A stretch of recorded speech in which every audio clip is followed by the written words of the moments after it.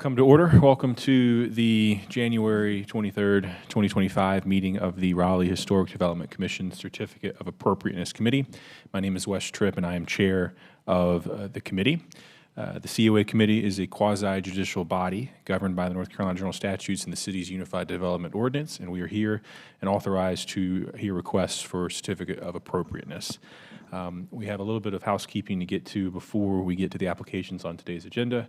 So first up, I will note on our agenda we had published 500 North Blunt Street. This was a matter that was heard at our last meeting but was held open until today.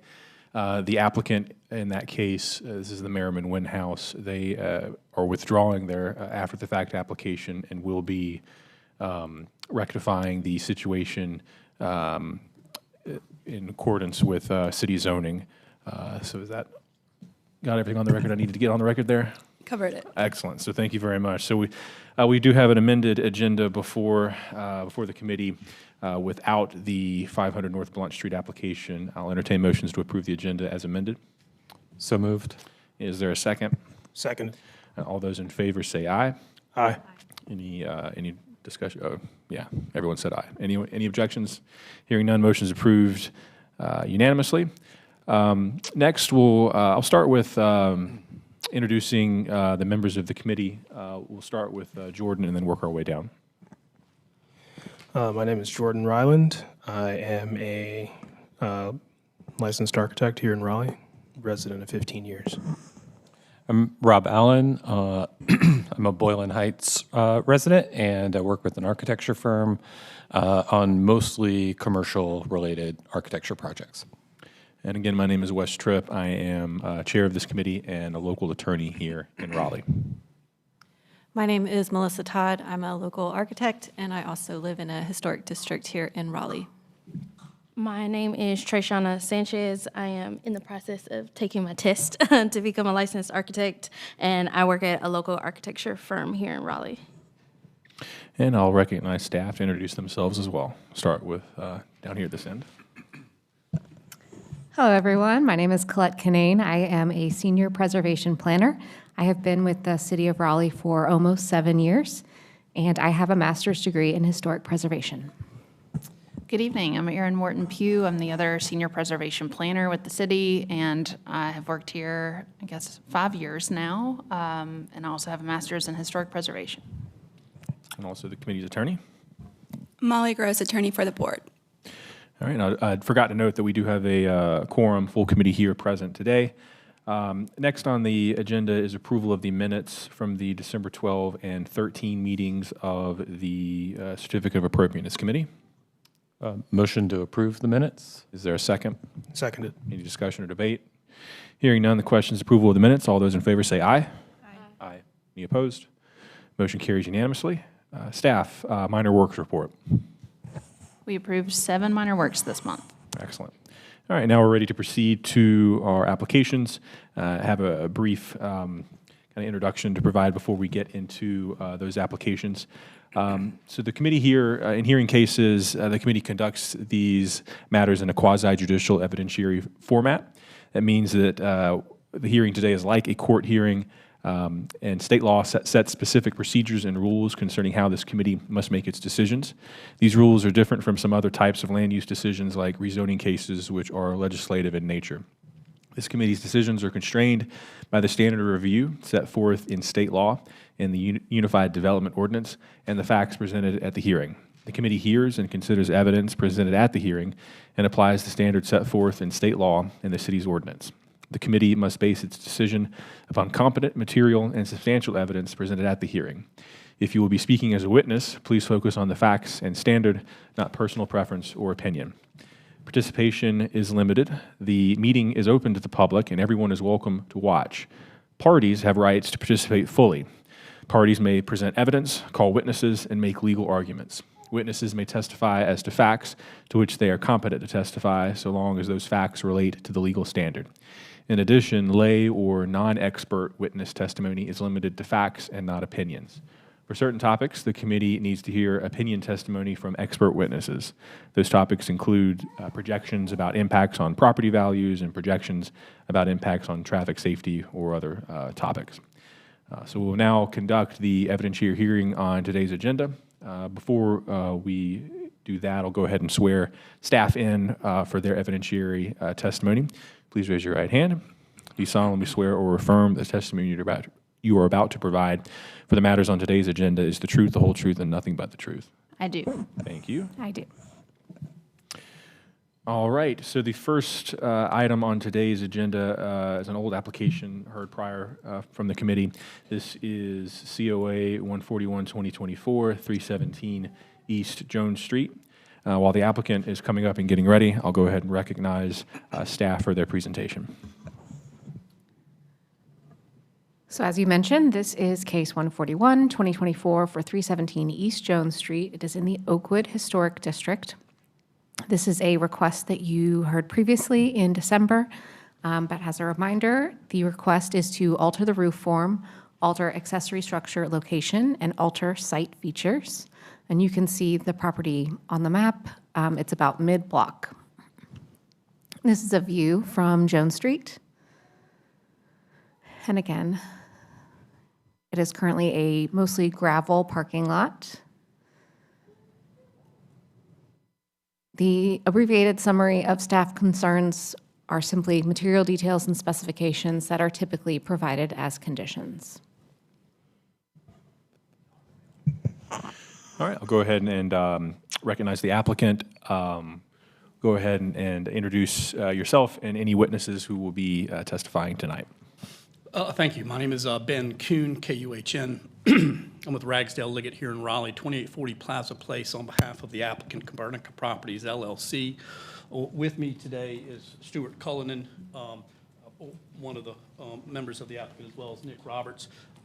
They'll be providing a congruity analysis for you as to the amended elements of this. As a reminder, this has been approved previously. This is the amended application, and those are the only things that are before you today. And then I will turn over the congruity analysis to you and Nick if you'd like to go ahead and proceed. Just ask you to introduce yourself for the record, and then I'll swear you in. Stuart Cullinan, manager, Copernica Properties, the owner of the subject property, live at 319 Sewell Avenue. We'll go ahead and introduce you as well, and then swear you both in. Nick Roberts. All right. Please raise your right hand. Do you solemnly swear or affirm that the testimony you're about to provide is the truth, the whole truth, and nothing but the truth? Yes. Thank you. You may proceed. Oh, yeah. Thanks. Thank you. Thanks.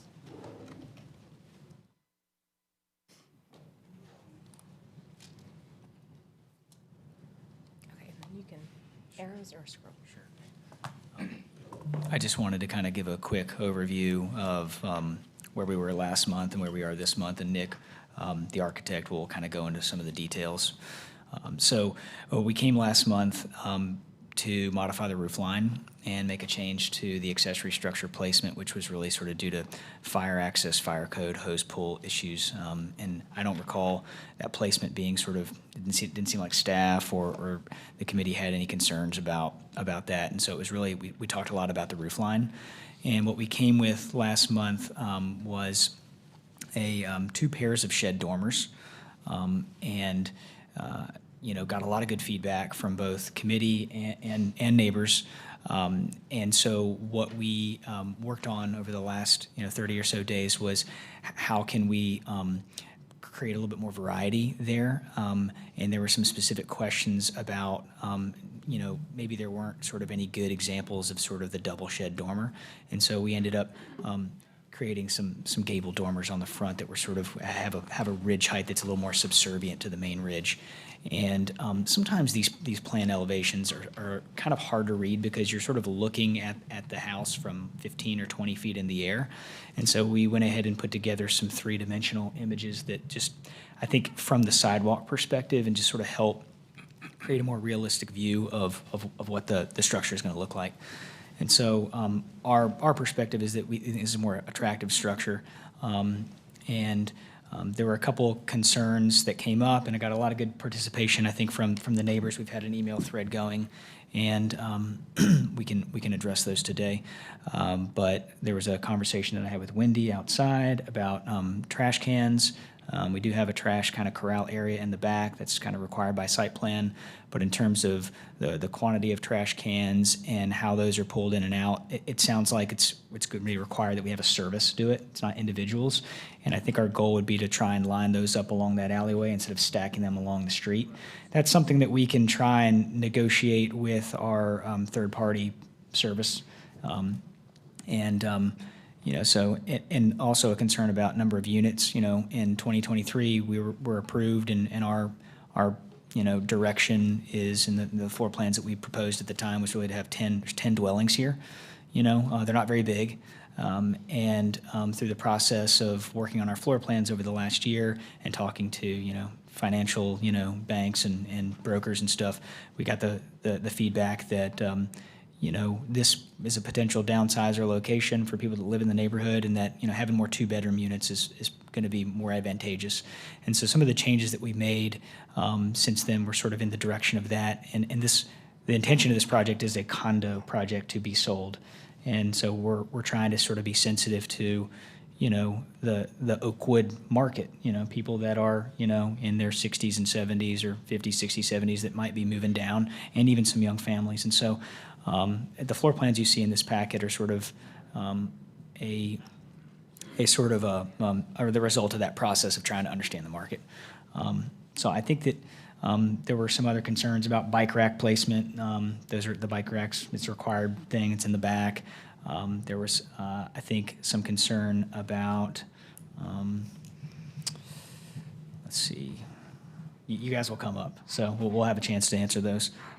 But I just wanted to say we took a lot of notes last time. We appreciated the feedback. It felt like we were kind of close, but we volunteered to just, hey, go back and study this roof line a little bit more and see if we couldn't refine it to make it fit a bit better. We went back to the neighborhood and studied a lot of the examples in the neighborhood and tried to come up with something that felt more congruous. So this is our next best effort, so we appreciate your time.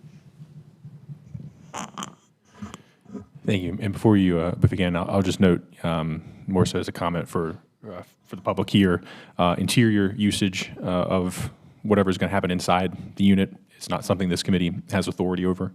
And question for staff, I know we heard comments about trash can storage or receptacles. Is that also something this committee has authority over? I'm not entirely sure. More like a code. There is a proposed trash enclosure that is shown in the application materials. That's one of the changes to the site configuration that you are reviewing. But in terms of beyond that, no. Okay. Thank you. You can proceed. All right. I'll just quickly walk through our submission here and try to highlight some of the changes from last month that we looked at. So this is our revised front elevation.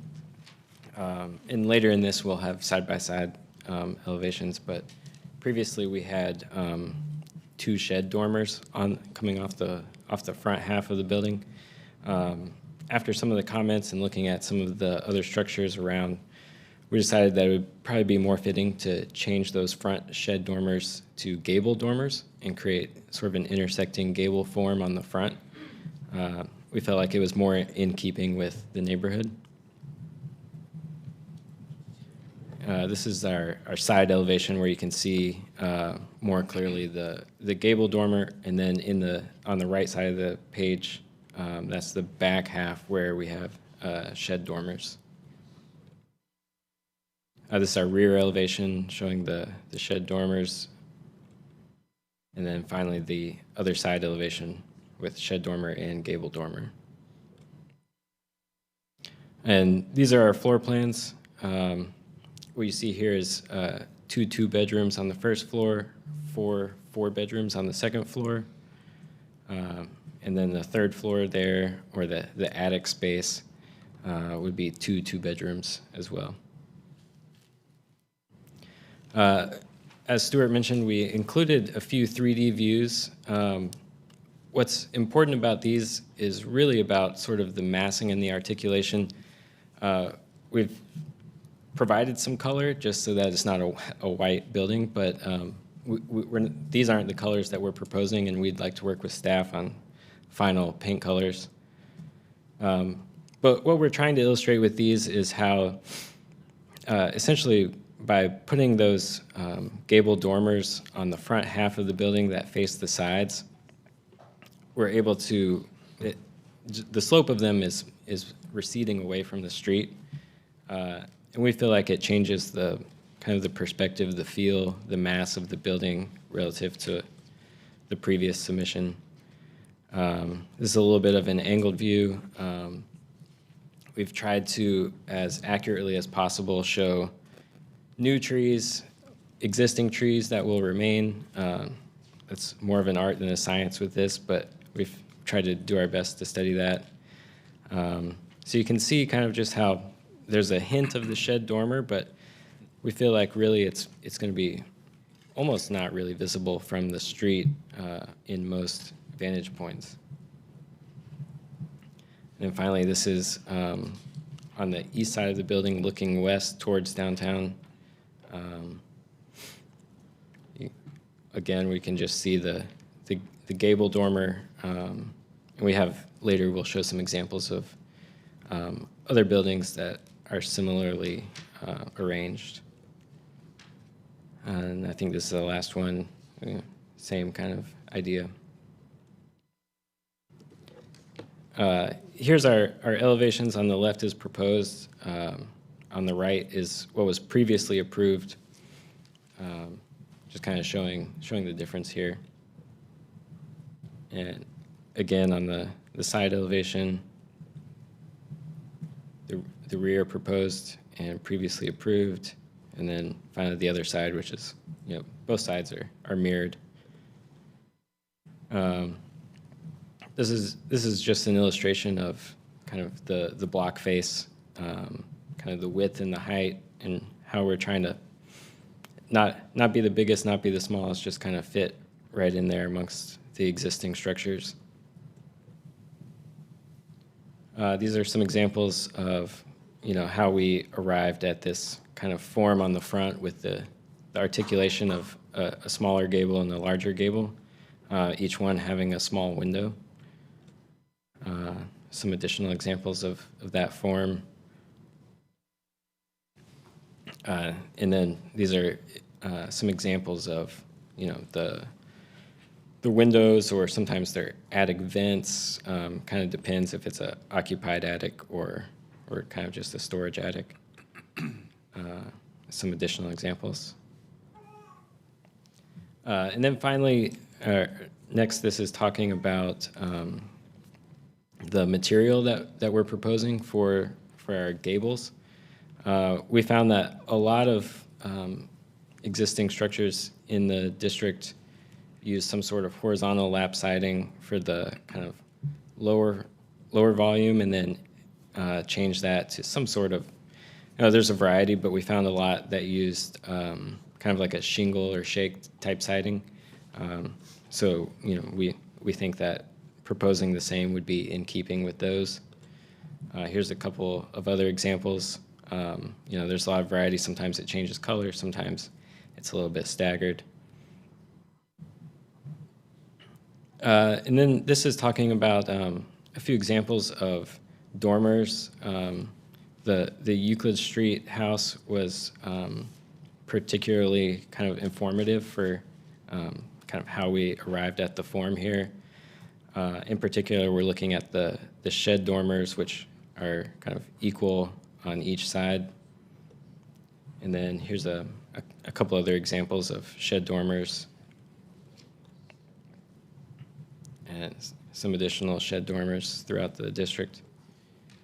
And then now we're starting to look at some examples of what we're calling intersecting gables, or kind of a gable dormer off of a main form, particularly where those gable dormers don't quite go to the ridge of the primary gable.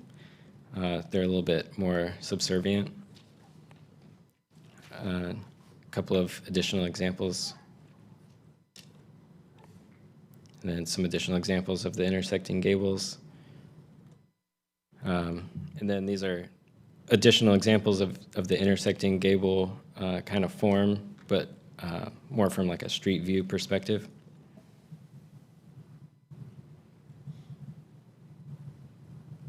And then finally, a few more. This sheet really is just showing our previously approved site plan with the proposed new site plan, primarily focused on the accessory structure location due to the fire code requirements and site planning exercise. But we've also, as a result of a few things, we've shifted the trash corral and just a few small tweaks, really. I think that's it. All right, thank you. Are there any members of the public who wish to provide comment on the application? Yeah, come forward in whatever order you'd like.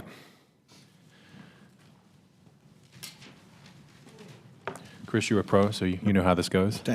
Chris Crew, 306 Elm Street. Do you solemnly swear or affirm that the testimony you're about to provide is the truth, the whole truth, and nothing but the truth? I do, thank you. You may proceed. Thank you. Welcome, new members. Thanks for your service. Good luck on your exams.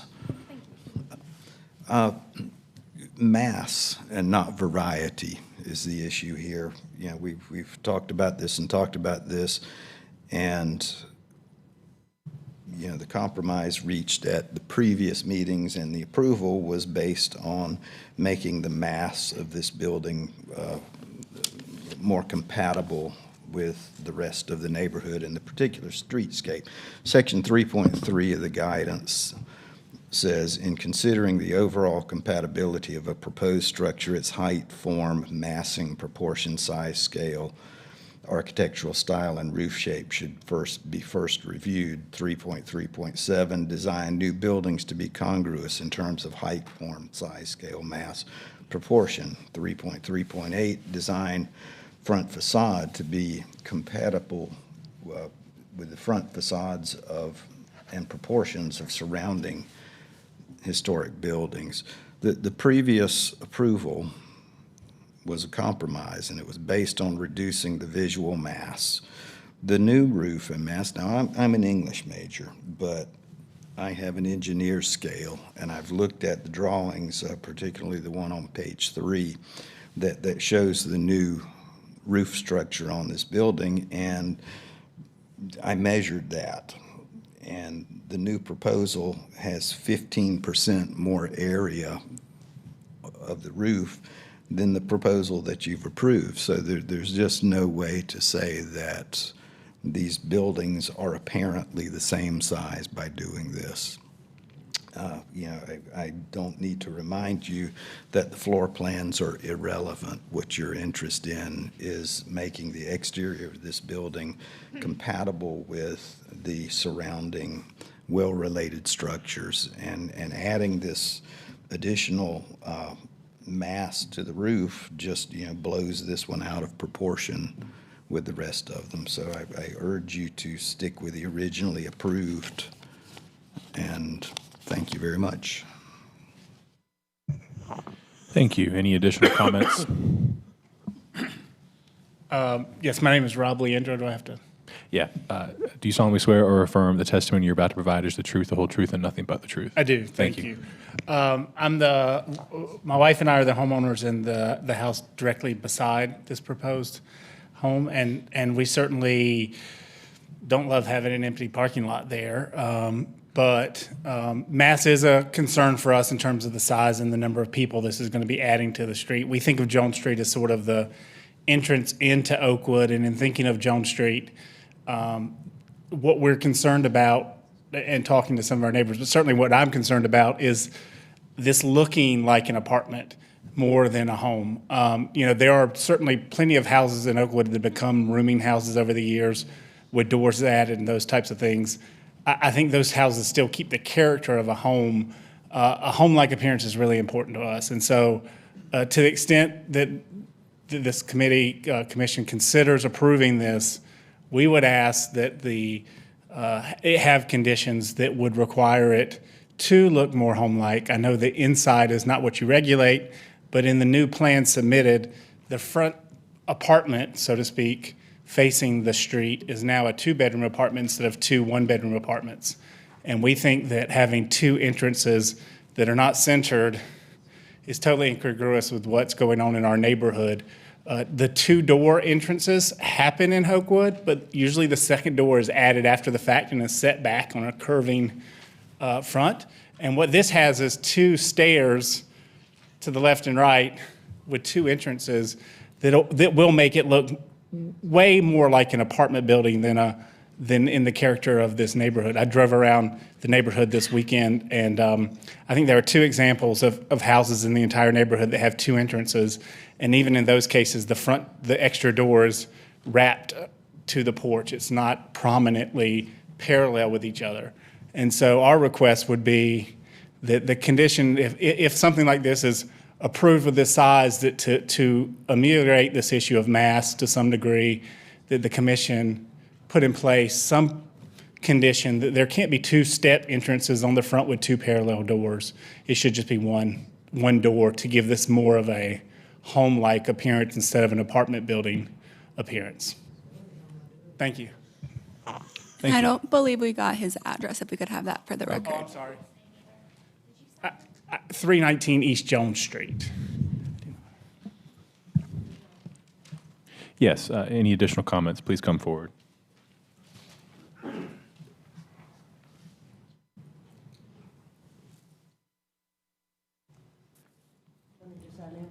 Yes, and just a reminder for everyone, if you have not signed in at this clipboard up at the dais, please come forward when you have a chance and sign in.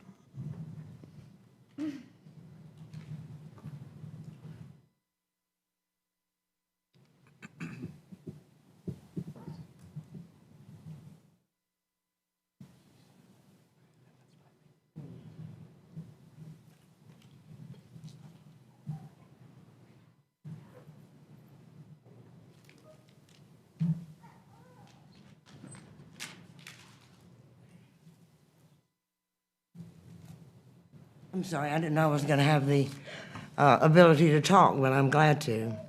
My name is Diane Hadley. I'm recovering from something, but I'm not contagious, okay? Please provide your address, please, ma'am. I inherited from my father, my dear father, 3, this is very distressful to me, 315 and 317 East Jones, okay? Those was, I inherited a parking lot, which I'm not going to put anything in. Before you get going, let me swear you in. So you please raise your right hand. Oh, I'm sorry. That's all right. Do you solemnly swear or affirm that the testimony you're about to provide is the truth, the whole truth, and nothing but the truth? I sincerely do. Thank you. Okay.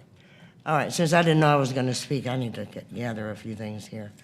Okay, so I inherited from my father 313 and 315 East Jones. Okay, if you'll see, this gentleman that wants to put this structure here would be to the right of a building I own that my father owned, that he had a great deal of respect for, and we still have respect for. And the reason I did come a couple years ago, I didn't know this had been passed. I came in, there was one gentleman here, and there was no one else from Oakwood, and the only thing the gentleman was saying was that he thought it was okay because the water was going to flow or something. I don't know what it was. So I thought, well, I just wasted my time. I should have been here earlier. Anyway, I need to be heard out, because if this gentleman, Stewart, puts what he proposes to put here, he is not going to have any egress, except for Jones Street. I've driven back through the parking lot there, and I don't think he can get out that way. The only way he can get in and out is through Jones Street. So that means he's going to have to enter everything there. And the street, the little street that goes beside his building is a little black asphalt road that I don't think I own. I talked with Mary Catherine Green today. She is in charge of the Beer and Wine Holdings facility, and they own that. She says they own that pathway, that asphalt, and they may, and I probably will end up having that surveyed. But the reason I haven't been, I guess, as attentive is my husband's sick for 10 or 12, 15 years with cancer. And also, the building has been rented, leased for 30-some years.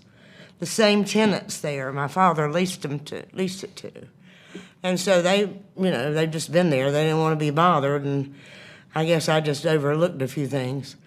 The problem lies for this gentleman is that he can only get in from Jones Street, and he's not going to get any ingress, egress from the beer and wine people. I was a dear friend of Mr. Kent, Mr.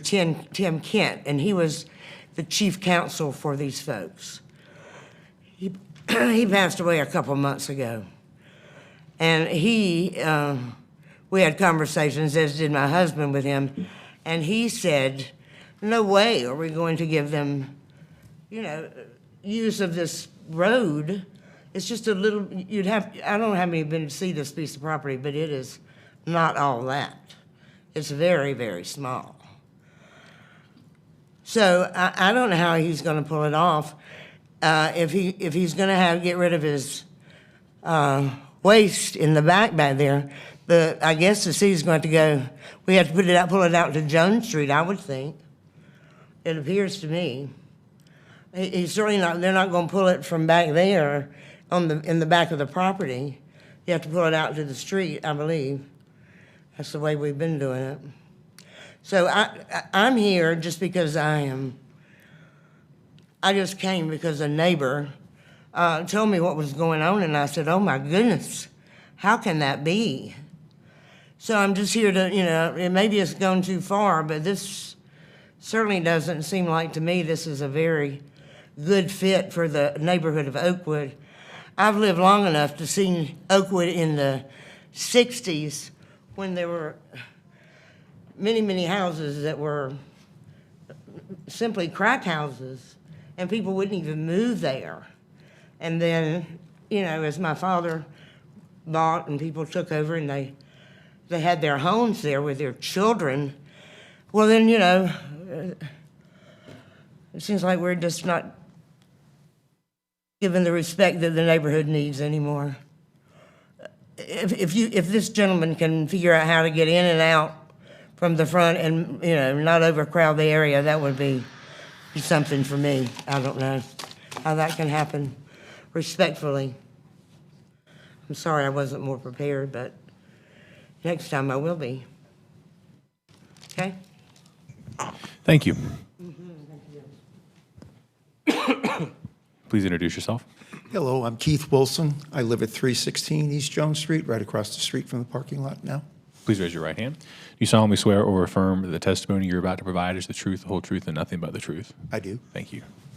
My only concern right now, if these are going to be condominiums, all the trees that are going to be removed in the front of the property, electrical poles where his driveway is, and the 4 other trees, the drawings that he proposes, he shows these little trees there and that.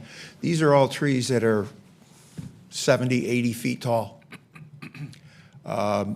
If you look back at the picture of the parking lot, just being a parking lot, you can see all the trees up in front and down the side. I know that there's a little bit of a leeway from the Beer and Wine Society's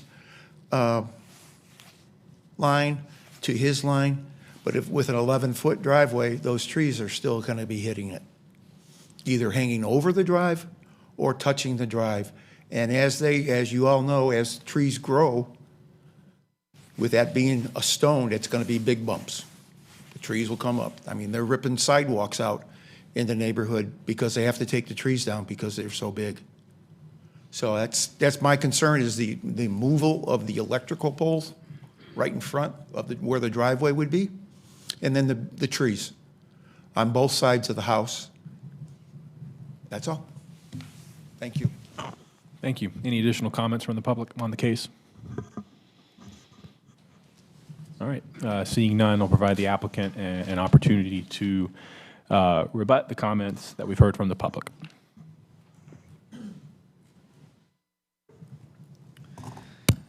Appreciate all the comments.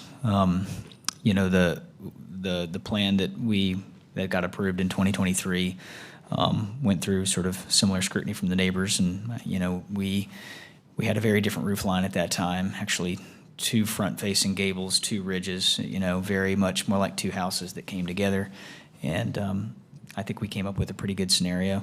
So I appreciate the feedback and the collaboration. Just a couple kind of points to hit on. Access was brought up. You know, obviously we are adjacent to a small sliver of an alleyway that serves another property. And, you know, over a year and a half ago, I did approach Tim because I thought it was in our best interest to combine those two because he's you know, anyway, it's a fire truck access issue, and obviously it's their land, and so we feel perfectly good about the level of access here. Jones is a 66-foot public right-of-way. It's a big street. It's one way. It does receive a good bit of traffic. It's a main thoroughfare into Oakwood, and you know, I don't think we're overburdening that street, and we feel totally good about our access. And you know, I think that, and we've got, you know, parking in the rear to accommodate it. So that wasn't sort of something that seemed to be a big concern, but I think at the time, you know, it's obviously an adjustment to have more cars on the street, but we feel pretty good about how we've addressed access. I think in terms of the trees, you know, we are going to be planting new trees in the front. They're obviously not going to be 80 feet tall. I mean, I think that's, you know, these trees are pretty squeezed in by the gravel lot that exists, and we're going to do the best we can to work with Rob next door and come up with sort of a screening plan. And you know, but yes, the trees we plant won't be as old. The trees in the back of the property, a lot of them are going to stay. Pretty much the back third of the property is undeveloped, you know, which is kind of unique, and it gives us a good place to sort of channel some runoff, which we talked about a few meetings ago. Chris brought that up. So I think we've tried to sort of collaborate and address some of those concerns, and we plan to do those things. I think the issue of mass is sort of an interesting one.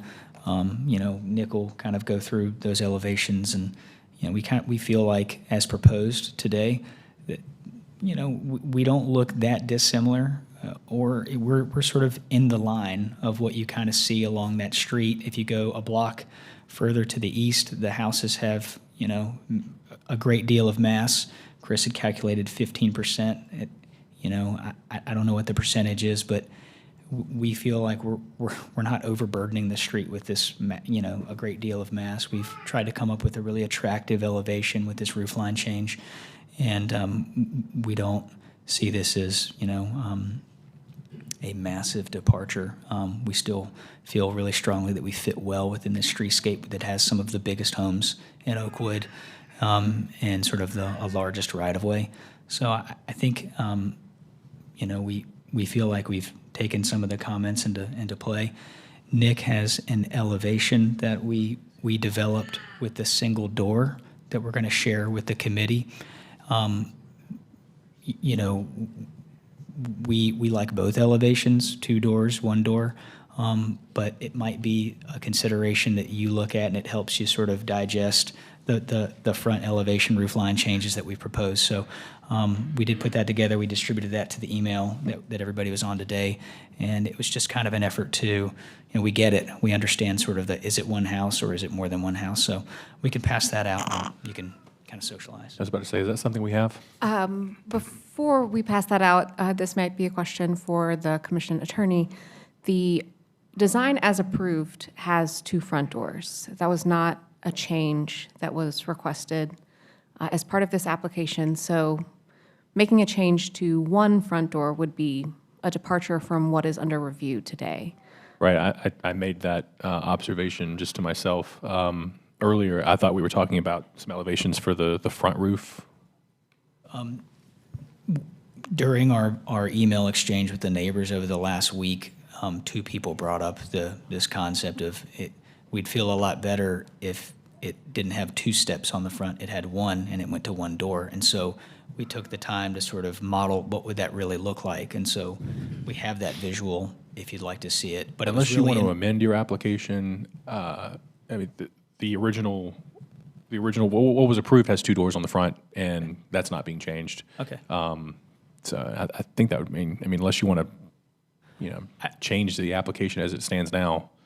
I think our thought was we were hoping for your thought, your guidance on that concept, and if you said, I think if the committee raises issues about that later, that might be something you would look at. But if the committee hasn't shown any concern about that, I mean, we'll have time to do that during discussion. Okay. But if that's not something the committee's concerned about, I wouldn't.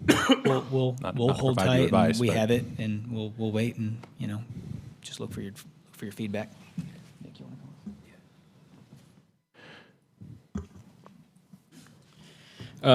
Just a few comments on the mass. I think it's pretty obvious that going from a hip roof to a gable roof is going to be more material, more volume. But I would reference our built mass analysis, which we did in our previous applications, which has not changed with this proposal. And then also, I think the idea of mass is somewhat related to the idea of perspective. In our 3D views, we showed kind of how we've rendered the view from the street, and how using a gable dormer allows the roof on the sides to recess away from the street, which we think helps the perspective of kind of that additional volume be reduced relative to what we presented last month, which had shed dormers, which were vertical walls kind of up to the front wall of the front gable. So we think it's more about kind of perspective, views from the street, and less about kind of a volumetric calculation.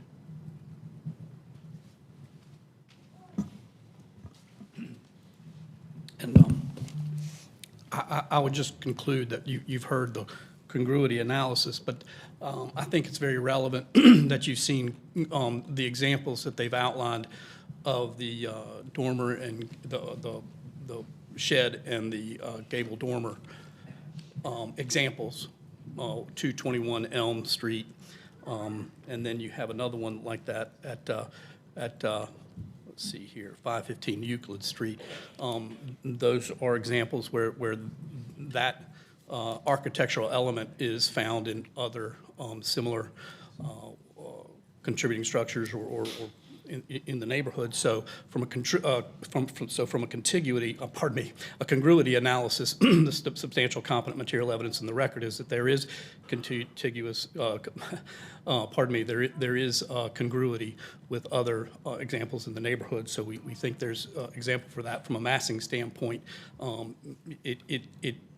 From a perspective from the street and elsewhere, it's less dominating in terms of having the shed roof on the front, and you can even see that in the examples of 515 Euclid and 221 Elm. And so that ameliorates some of the impact of the perceived massing and lessens it significantly. And that was a change from the last time you were here. They're significantly trying to address those issues. And the other issue was, of course, the location of the ADU. And you saw that issue, that was an issue of placement due to code issues with respect to how long the fire trucks, I guess, hose will reach. So they pushed it forward closer to the house so that it is closer. And that actually creates a little yard area in the rear that also is going to help with respect to runoff. So we think from an analysis with respect to congruity, we think the substantial competent material evidence is in the record that is congruent And so we would request that you support the amended application. Did you want to talk about the materials? Okay. And so with that, we would request that you approve the amended application as submitted with these materials. Thank you. Thank you. All right, next we'll move to committee questions of the applicant.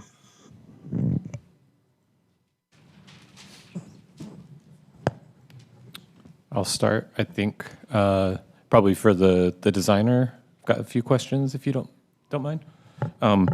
Start with maybe some easy ones. Remind me, I see that the trash enclosure has moved. I was trying to thumb through. It's a long application at this point because you've got some of the prior materials. Were there details for the trash enclosure, or could you describe it? The trash enclosure, it's detailed in our site plan review with the city. Okay. I don't think we've included it in here, but as best I can recall, it's a 6-foot wood fence with I can't remember if it's 1 or 2 gates on the front, but That's fine. I was just trying to get an idea of its its size. You also mentioned the shake material proposed for the gable ends. I think that makes sense. I know it looks like the application has fiber cement products for your lap siding and the shake, right? yeah, yeah, that's the plan, to do all fiber cement. Okay.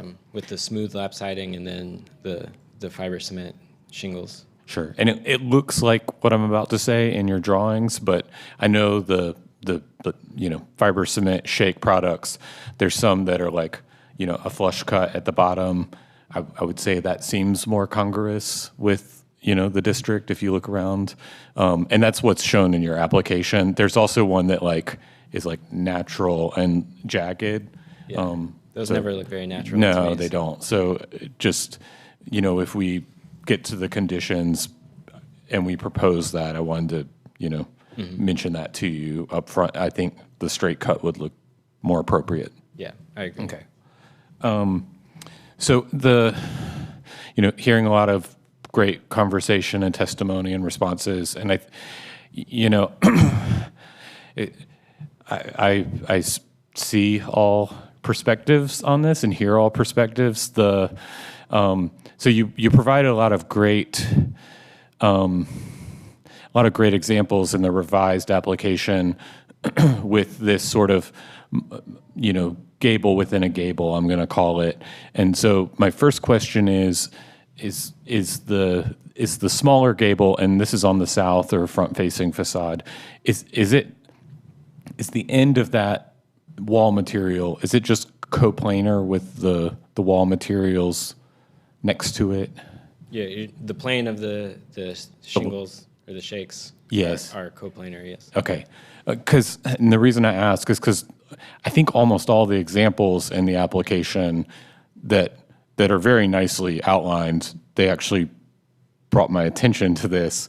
All of the where there's multiple gables, in many of the examples in the application, the whole form is pulled forward. Like usually that that secondary gable is like its own mass that follows, the lines of which fall all the way to the ground. And so maybe you gave thought to that. I mean, it seems like a subtle detail, but again, you all also in your testimony mentioned, well, when you're looking at just a 2D elevation, you don't necessarily get the experience of it. So it's sort of like, to me, it feels like, especially in the 3D views, that these multiple gables are happening only at the roof level, but then everything below it is not quite as representative of the examples. Does that make sense? I don't know if you want to respond to that. Kind of, if we go back to sort of the history and the progression of this project, our previously approved design had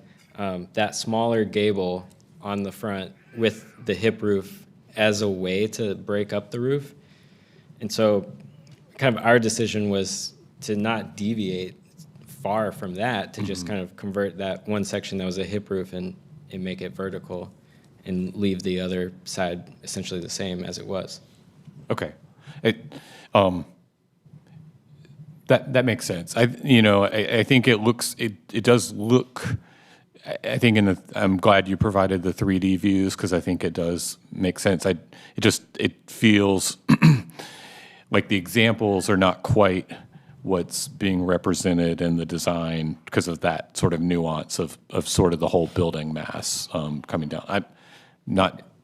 It's a question / comment, but with regards to some of the concerns we've heard, and then, I mean, I'll say again, I think the application started leading me this way. Specifically, you have a really nice elevation of the entire 300 block of East Jones. It's a very helpful graphic. And you do show that there are other structures on that block that are taller, admittedly. So that's I think helpful to your case. But one thing that's, when I look through the application and even that house that's furthest to the east, that's very tall, the mass of the roof it's really only for the gable, the height of the gable, and it's not for the entirety of the roof. So I'm struggling with, where the house that's really tall doesn't necessarily have, it's a pretty steep, I don't know the pitch, maybe 12 and 12. It's pretty steep. So like your perception of the height is only really for that peak. It's not that it, to my knowledge, doesn't have like dormers flaring off of it. So it presents itself smaller, or narrower to the street. Right. It's taller, so therefore it reads as a little skinnier, I guess. Yeah.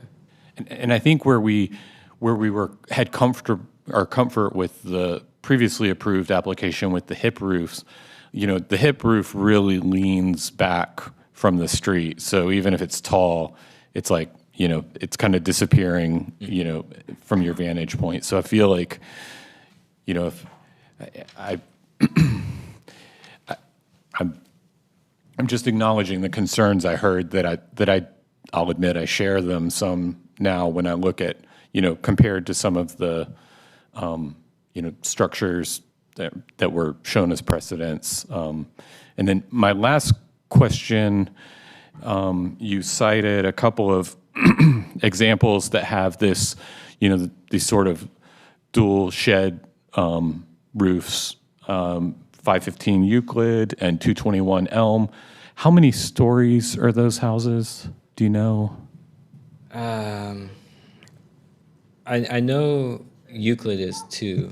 Ma'am, please, no comments from the public at this time. As in, like, one story with an occupied attic, essentially, right? Yeah. Okay. And do you know about the Elm Street one? I can't recall off. I think it's 2, but I'm asking you questions. It seems like it's 2 when we look at this graphic on the left. Yeah. And so, height-wise, that is your structure has an additional story in between where that occurs and the ground level. So just wanted to, I'm appreciative of the comparison, but I feel like they're a little different just in overall form. But thank you for your time and all your, answers.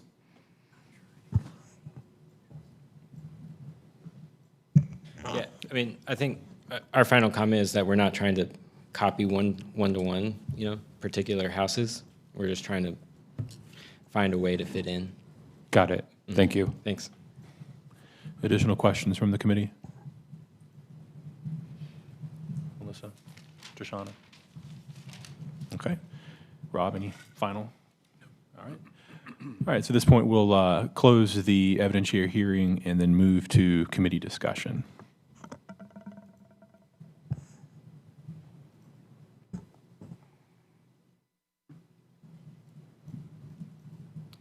Not all at once. I know I should go because I had the most of the comments, and I realized I was absent last month, so I had some catching up to do. So I did read the minutes, so forgive me if I rehashed any of the discussion from last month. But it's just it's a big building. I mean, it's so, and I think took us a few applications, if I'm remembering back, to get to where we were to approve the original application. So and I know we're not. I read the testimony last time. We're not relitigating the original case, but it feels like we're adding. We're like kind of piling on. Yeah, I mean the size of the building, the massing. I mean that was discussed, litigated, and reviewed. When this structure was originally approved, a year or two ago, and then the same issues came up when this was heard. The submitted application last time, and I do want to acknowledge the comments we've heard on the size and the massing. Even though the structure itself, its footprint, it's not getting any larger, but the appearance of what the applicants want to propose. I mean, as you said, I mean it is adding on top. So that is addition that is occurring. On the other hand, the forms of what they're doing, what they're proposing to add, I mean, they have provided evidence of that in the district. So it's you go either way. Yeah, I mean, I've felt the need to ask about the stories of the example structures because they're just small. They're shorter structures. Yeah, they're not as tall. And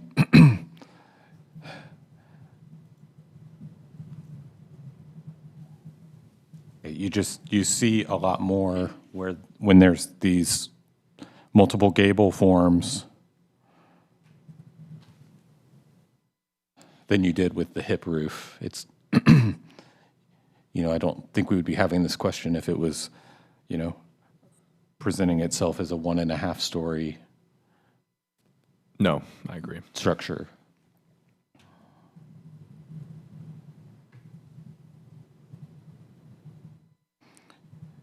I don't know if, Mr. Chair, if we need to bring this up, but the matter about the multiple entrances, while intriguing, we did already approve a version with two entrances, 2 steps. So I think we should just not, I think that should be left. We shouldn't discuss, that doesn't seem like it's the subject of this application. Yeah, I agree. I mean, that concern was raised, but the prior approved application had 2 doors on the front, and that hasn't changed from what they're proposing now. It's just the roof structure and this accessory unit that's before us now. I don't think it's appropriate to go any further on the doors. Melissa or Jordan, do you have any thoughts on congruity? I do think that the actual form and the addition of dormers themselves are congruous. I would agree with the overall massing, although I think potentially there could be other examples in the neighborhood. We just haven't been provided with those examples, but I think there are much larger structures that exist in this historic district that is a pattern, but we just haven't seen that evidence. I want to say I second that. I was just cruising through Google Maps and just strolling up the street. There are definitely larger structures than the 1.5 story, with the example that do have like the same roof massing as the structure that's like 2 stories. And the same type of like front porch aesthetic as well. Yeah, it's interesting because it is just, it's very large.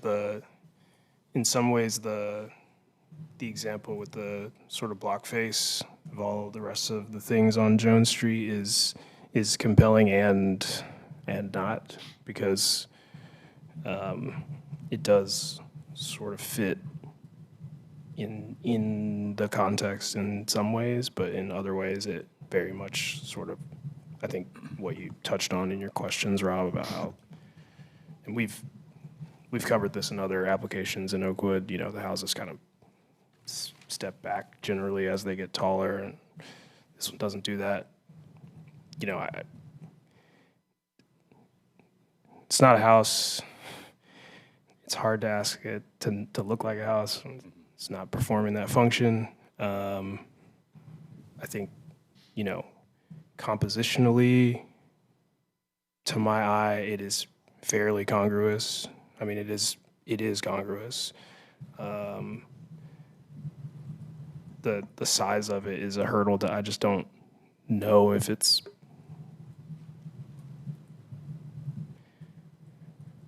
I don't know how much utility we get out of talking about how big it is, because I'm especially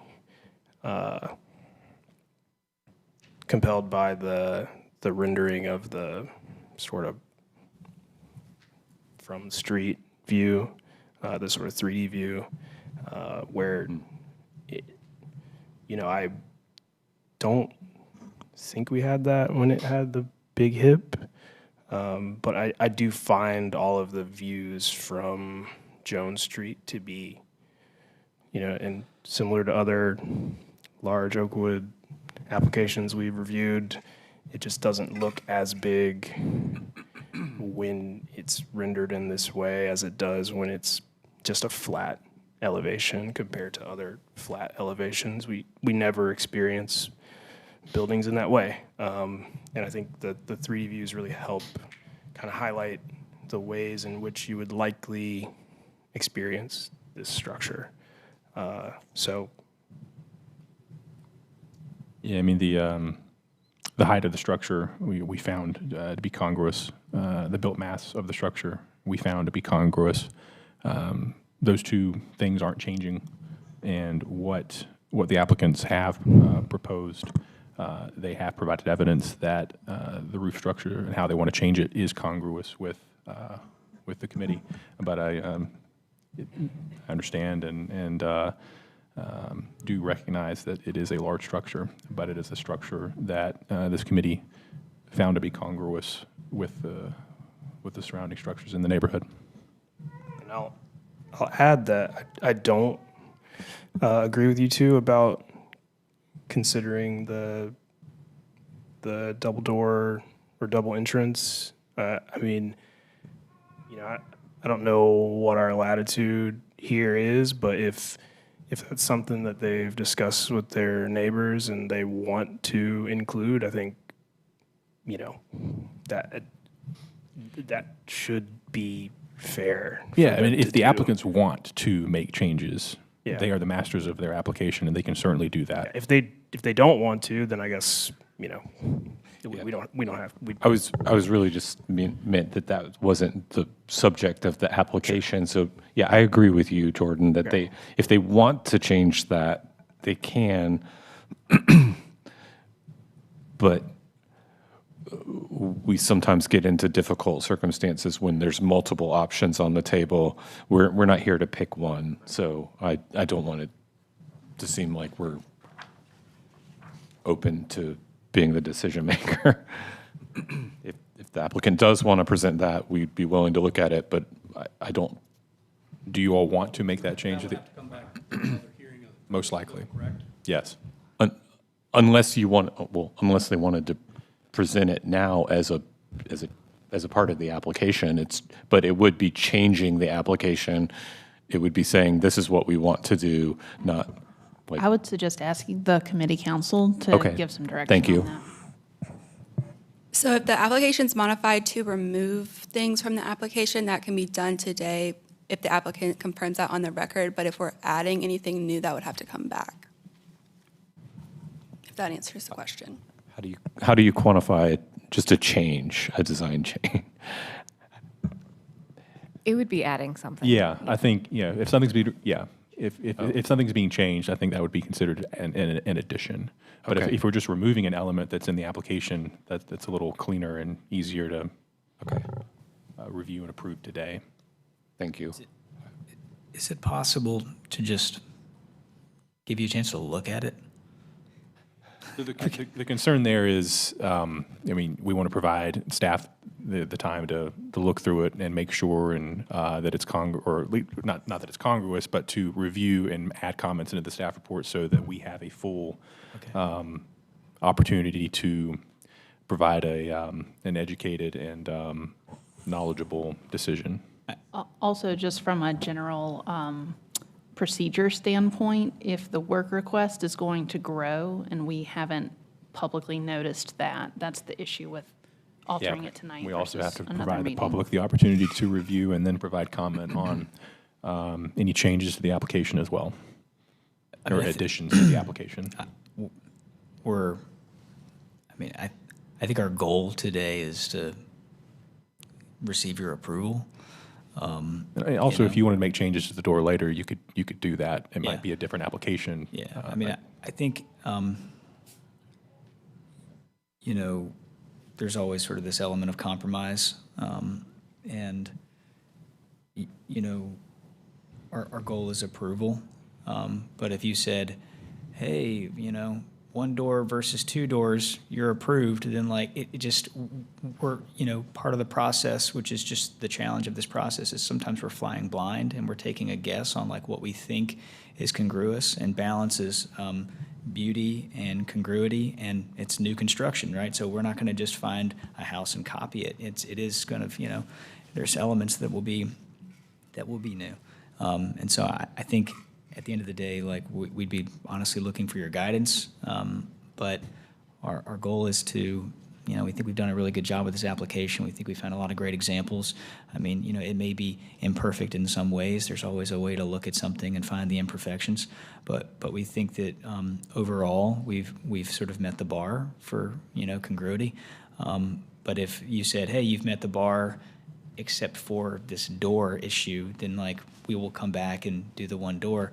But our hope is that we've met the bar.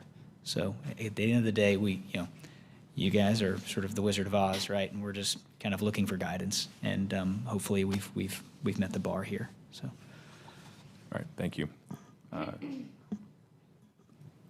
I don't think the door issue is a stumbling block to approval, and if they want to make changes to that later on down the road, they certainly can. Any other comments from the committee?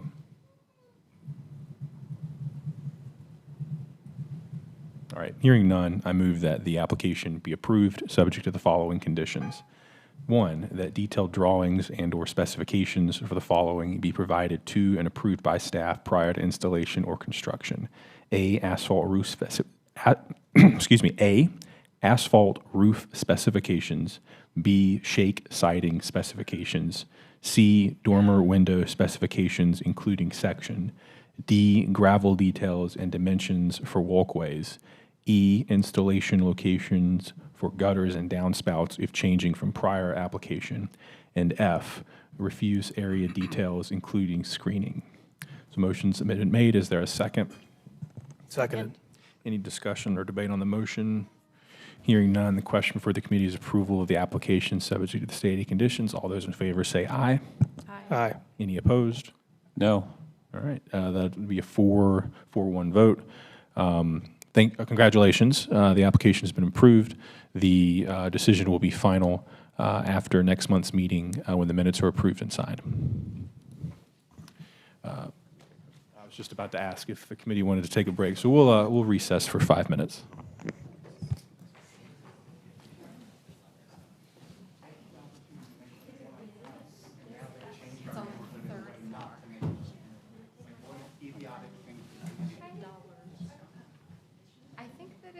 Now take credit cards. I don't know if it's gone because the way of the tab.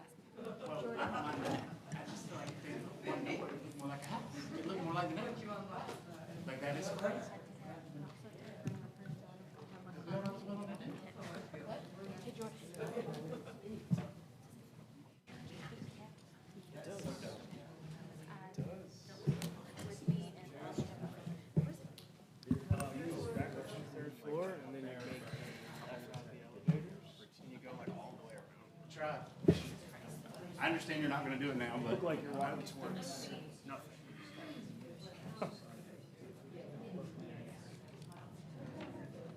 It is a little bit. So I would say, something will happen. Yeah. So, you know, I was just talking to him. It shouldn't change anything, right? It's just removing a window and putting a door. You know, I mean, I was trying to sort of figure out, like,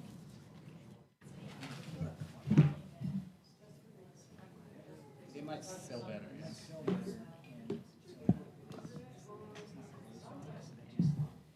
I know you don't, we didn't want to delay approval, that's why they should have made it like a condition that you could consider it. I'm more indecisive.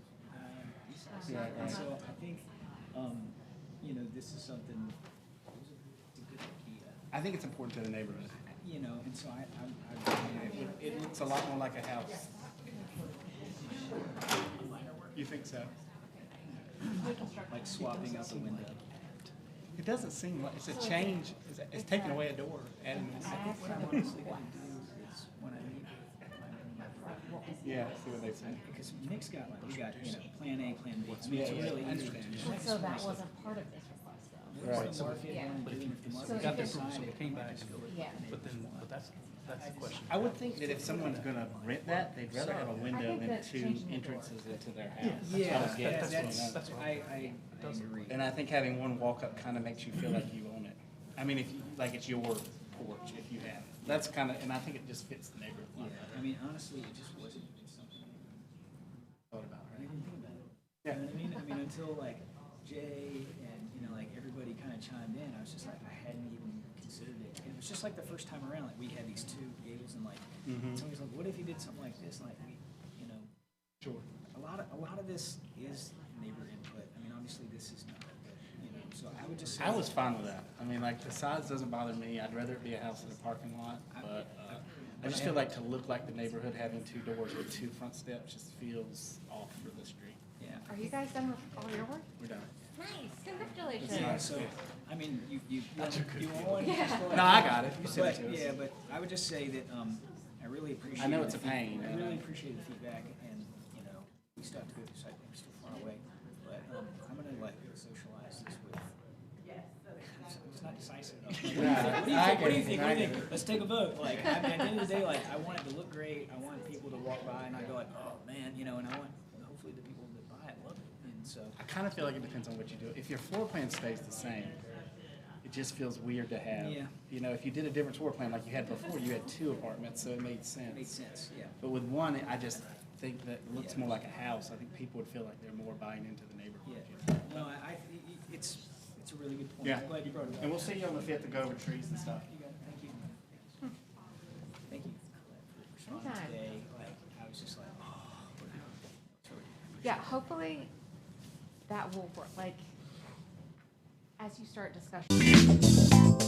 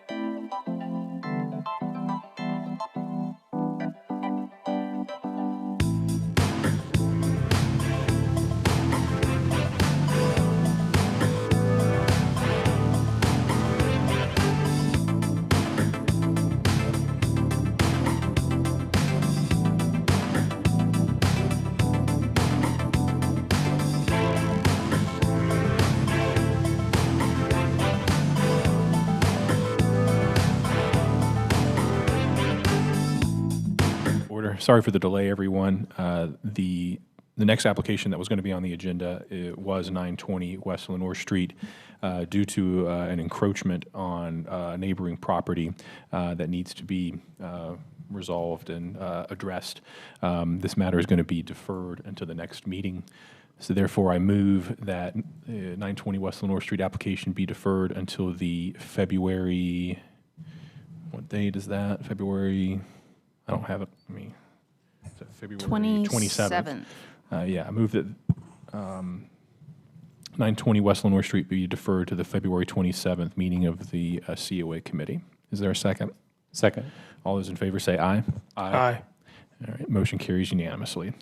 All right, next is COA 151, 2024. This is 1114 West Lenore Street. While the applicant's making their way forward, I'll ask that staff make their presentation. All right, this is case COA 151, 2024 for 1114 West Lenore Street in the Boylan Heights Historic District. The request is to remove a chimney and replace the roofing.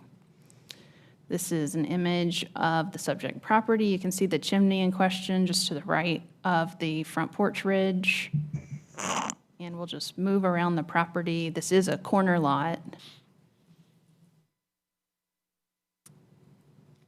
Comparison with the house next door, which is a sort of a sister structure. Views from the corner, and there are no staff concerns. All right, have the applicant please introduce themselves. Natalie Small. Okay, and what's your address? You're the owner of the property, I presume? My residential address Yes. or the subject property? For the subject property. 1114 West Lenore Street. And you are the owner of that property? Yes. Great. Please raise your right hand. Do you solemnly swear or affirm that the testimony you're about to provide is the truth, the whole truth, and nothing but the truth? Yes. All right, you may proceed. You can provide any comments or state whatever you'd like for the in regards to the application. Okay. So the chimney comes out of the apex of the roof, and it's a small house, so there's not a lot. Could you move the microphone a little closer to Yeah. you? There's not a lot of character-defining features, but it has no interior fireplace, so it seems to be, or it's being used as a utility chimney currently, venting a furnace in the crawl space. And another thing that we noticed was that it lacks the decorative corbelling at the top that the sister house next door has. So at some point that may have been removed or replaced, and it doesn't appear to be in good repair, maybe allowing some water intrusion. I initially submitted this question to the State Historic Preservation Office, and they ran it up to the NPS office. And from their perspective was that the benefits of removing the chimney outweighed the costs to the character on the outside. They even mentioned that in a neighborhood like Boylan Heights, the space occupied by the chimney, using that space for a second bathroom might actually help prolong the usable life of the house. I might not be quoting them exactly right, but I submitted their email in the application materials, and they were okay with it being removed. So that's why I'm here. Okay, thank you. Are there any members of the public who'd wish to provide comment on the application? All right, seeing none, we'll proceed with committee questions. You can have a seat. Well, stay up if there are any questions. My apologies.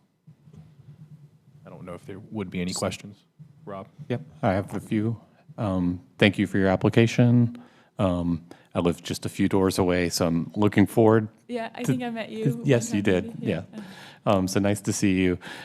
Did you? I appreciate the context and reaching out to National Park Service and including that email. The staff report, they say there's no concerns. The staff, our city staff said there's no concerns, but part of the testimony and the staff report did say that,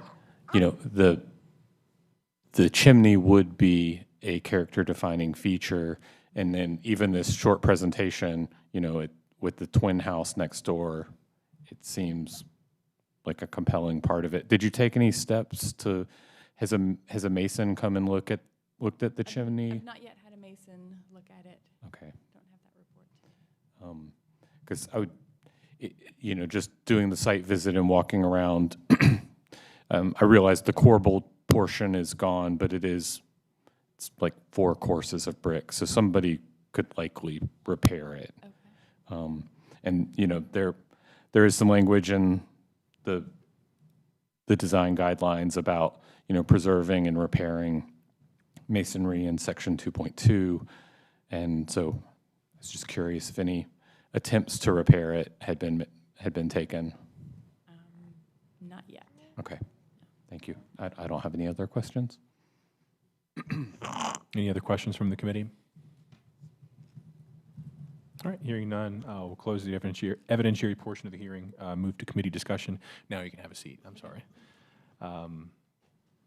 Yeah, so now we're in discussion.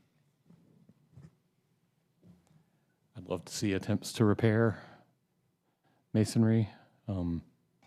Question for staff. You had no concerns. Is that because the report had no concerns? Is that because, statements from National Park Service take precedent? Can you help me with Statements that? from the National Park Service do not have Okay. any weight in the Okay. COA process, other than that those are other preservation professionals weighing in on the condition of the building. In terms of like you all needing to consider what their ruling is from a legal standpoint. Okay. There's no staff concern simply because this is not necessarily a repair job. The corbelling has been removed. So I was viewing this as an alteration that brought the character-defining feature out of being a character-defining feature due to its alterations. Okay. There are not a lot of character-defining features on a building this small. Yeah. The gray area that it could be considered as such is what brought it to you in the first place. If this were a utility chimney or really a secondary chimney of any sort, this whole thing would be minor work. So that is the one reason it's in front of you. We made a staff determination, but of course, this is always up to the committee. Okay. Thank you. Rob, I hear you. And it's definitely, you see them side by side. You kind of appreciate the chimney a little bit more, I think. But A, we can't consider that one because it's not this property. And then B, it's not, strictly speaking, the original chimney as it exists now. So I think if they want to take it away, I'm okay with it.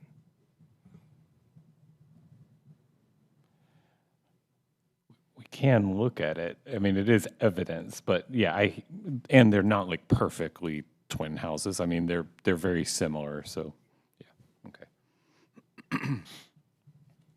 Any other discussion from the committee? All right, hearing none, I move that the application be approved. Is there a second? Second. All those in favor say aye. Aye. Any opposed? No. All right, 4-1 vote.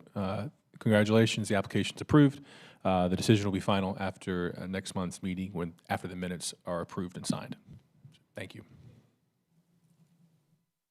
All right, next up is 305 Kinsey Street. This is COA 153, 2024. While the applicants are making their way forward, I'll go ahead and recognize staff for their presentation.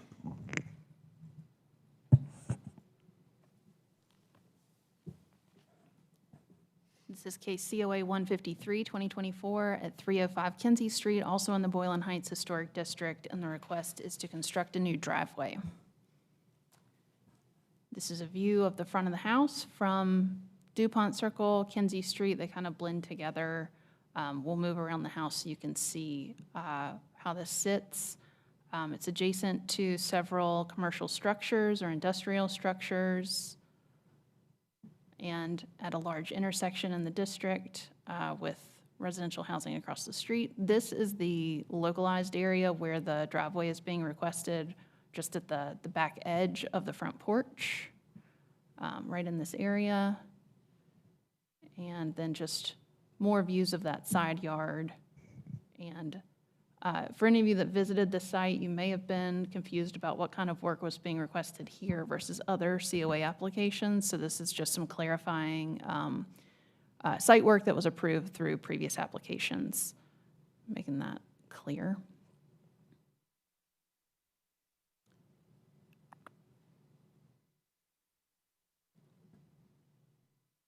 The summary of staff concerns is that no evidence was provided to support the congruity of the driveway's spatial relationship and orientation to the primary building, or for the proposed driveway depth.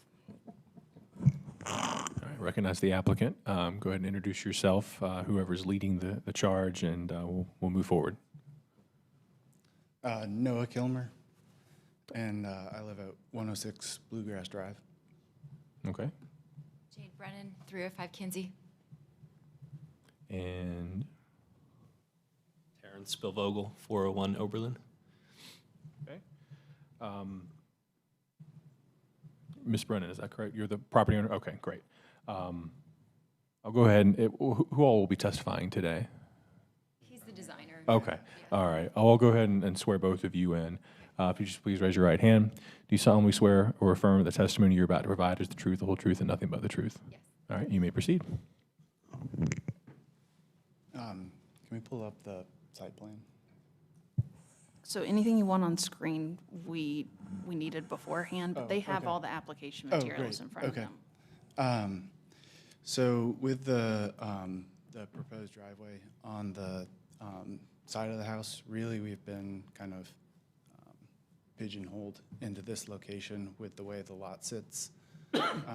We looked at options for the proposed parking. Could you speak up a little bit or move the mic closer to you? Thanks. Sorry.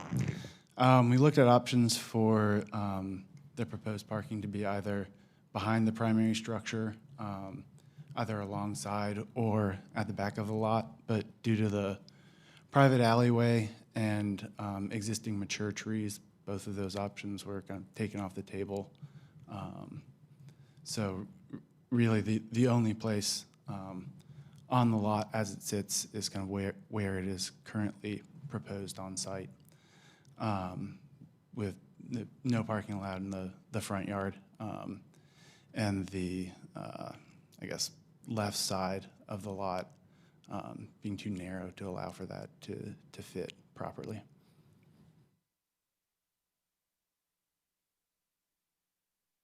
Okay, is that all?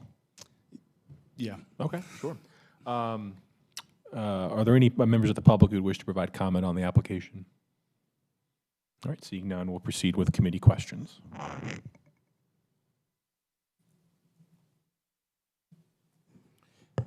Hello. I always have questions. So. Sure. So you probably saw in the staff report that the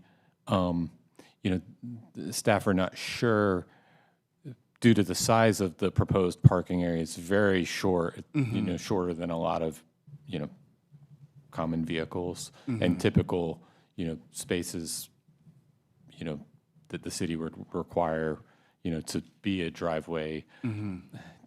What are you all's thoughts on that? I mean, there's not. With the way the lot sits, in order to provide this, it's going to be hard to provide much more space for that. Vehicle-wise, the vehicle will be parked out of the right of way and off the sidewalk. So it's not blocking the sidewalk or permanently sitting in the right of way. So it feels like there's enough room for that kind of the vehicle to be fully on the property in this case. And you probably heard me say I live close by here, so I walk around, I look at a lot of the driveways. There's some odd configurations, but I was having trouble finding even examples where it sort of, and this is unique because it's a corner lot, and normally, most of the conditions where there's parking, sort of perpendicular to the long side of the house on the side, it seems like it's in the rear third. Right. It seems to be like the typical condition. Mhm. And then most other conditions are, head on at the front of the house, but Right. off to one side, which would probably need to be the side that's kind of opposite of where this is because it's on a corner. So I know that the options are limited, but Yeah. tell us a little bit about some of the reasons it couldn't be in either of those Yeah, more so common conditions. on the kind of opposite corner, on the I'll call it the left side, the way the lot is situated and the way the existing trees in both the front yard and front corner of the porch relate to the property line wouldn't give us enough clearance to run that through that run a driveway through that space. And then as for the kind of back of the house itself, the existing trees and honoring the critical root zones of those trees preclude us from putting anything within those zones. And then we look to utilize the back alley to put a pad in the back, but that alley is actually private. Yeah, I just noticed that too. So yeah, that's too bad. It's tricky. Yeah, it's definitely tough. I mean, did you all come across any examples where it was head in to the side of the house, even beyond what's in your application? Because most of the examples in the application are versions of what I described. Right. There's some fuzzy ones. I think the closest one would be, I think we showed it on I forget what it's right off of Boylan. There's a side curb cut. It's another corner lot with a side curb cut, and the parking extends towards the front from that side curb cut. And then there's another corner lot off of South Street that has side curb cut about within the front third of the building, and there's a gravel pad. It's hard to say whether that gravel pad is used for parking or not, but those are kind of the two closest examples to what we're proposing. Thank you. I don't have any other questions. Any additional questions from the committee?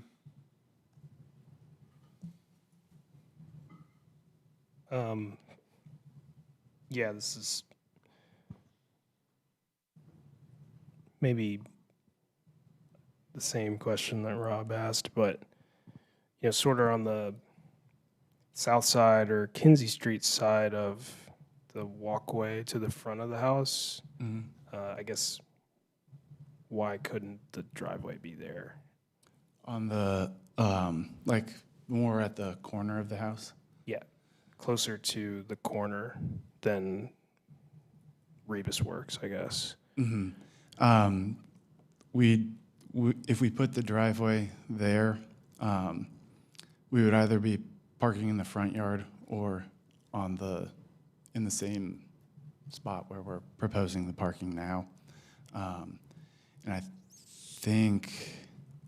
don't think there would be enough room from the actual street corner there for us to put that curb cut in after talking with the folks at the transportation department. I see. Okay, no other questions from me. Any other questions from the committee? All right, seeing none, we'll close the evidentiary portion of the hearing, move to committee discussion. You have a seat. Thank you. Question for staff.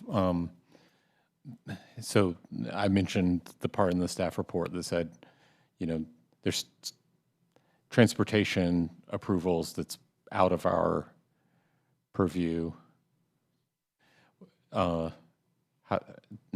do we respond to that? I mean, We had some back and forth with the applicant prior Okay. to the COA application being submitted. And the encroachment and driveway right-of-way folks basically need this approval before they'll proceed. So it's a chicken and egg in that regard. So I would just advise that you focus on the design guidelines and congruity, and any other permits they need, they'll have to go get after this. Okay, thank you.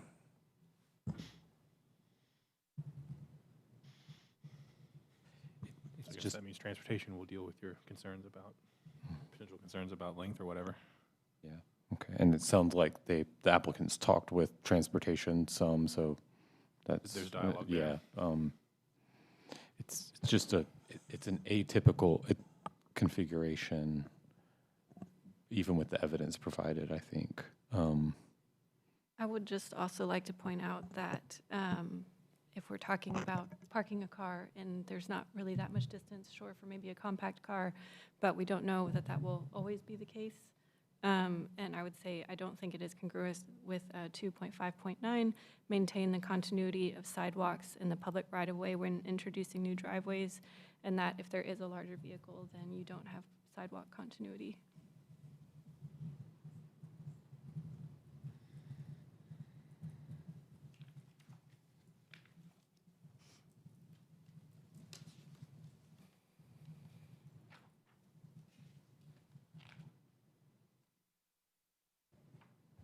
Trey, Jordan, any thoughts?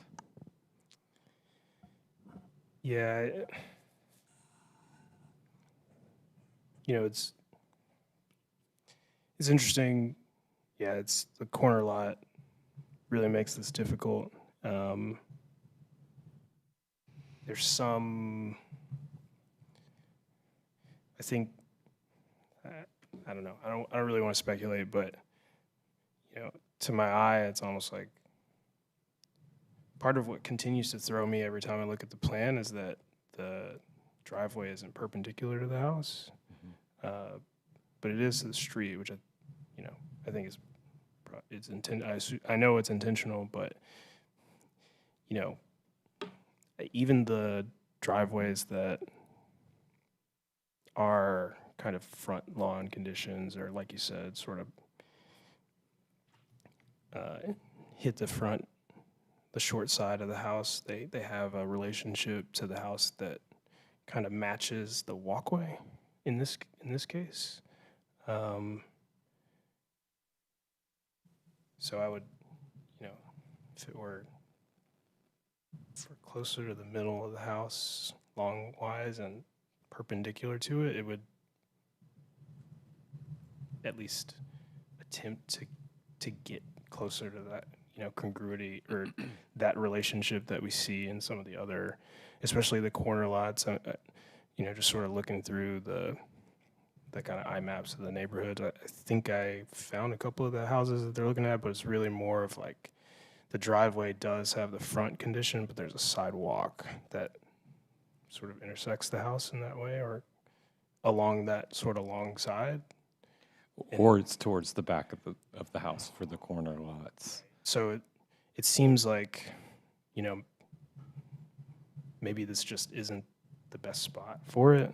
And that sort of dovetails with what Melissa said about 2.5.9. Like it's not long enough to fit any but a certain type of car, and there's no guarantee that'll always be there. So, there's just, I don't want to leave them to leave here empty-handed, and I feel like we like to give feedback, and it would I think the question about length, it can fit certain types of cars, and I think the fact that we're talking about whether it could fit a certain type of car or not isn't really in our purview. It can fit a car, not all cars, but ribbon driveways are congruous in this district. Yeah, but part of the congruity, I agree with what you just said, Wes. The part of the congruity analysis, though, is the placement on the site and its relationship to the primary structure, and the evidence provided shows almost universally two conditions, which this is neither of. Like if it's a corner lot, it's typically, all the examples are generally to the like where the car would not head in and hit the structure of the house. And similarly, if it's, from the front of the house, it's to one side where, again, it would not head in all the way to the structure. I mean, to me, that's like fundamentally what the, sort of paradigm condition in this district is one of those two conditions. And I feel like the evidence shows it that way. Yeah, I mean, I'm just scrolling through and seeing examples, just as you've mentioned, that are as you've stated. And so, I mean, to Jordan's point of providing feedback, it's to me, it seems like the predominant conditions in the neighborhood, would then come at the price of probably a tree. And, looking at their site plan, they did provide pretty good exhibits about trees and their critical root zones. So, on the side yard, the magnolia trees are pretty much filling up, the space where, the contextual or congruous condition seems like it would be for a corner house. I hear you. So I think there's, sections of the guidelines that would, be at odds either way. But I'm also, as a resident of this district, sympathetic to a lack of off-street parking. So it's a challenge. I get it.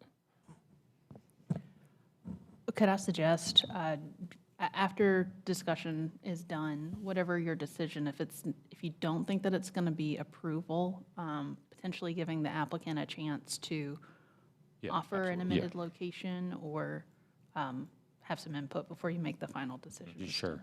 Make sure.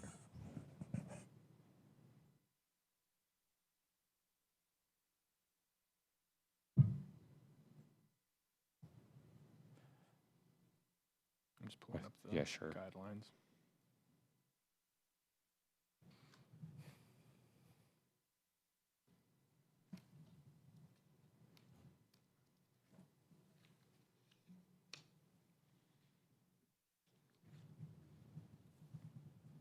It's 1.5. Yeah. Or specific subpoints that you're looking at that give you concern? Well, the things to consider as you plan, it talks about parking lot, but 1.5.5, I think, is like most relevant to my concerns.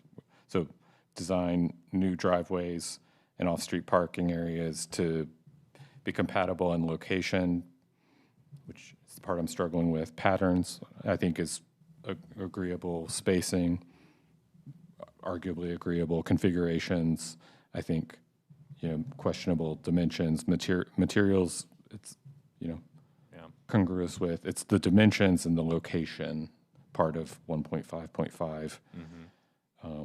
And color with existing driveways, walkways, off-street parking areas that contribute to the overall character of the district. And I think, the ribbon driveway, no problems with that. I mean, it makes sense, but can even get over the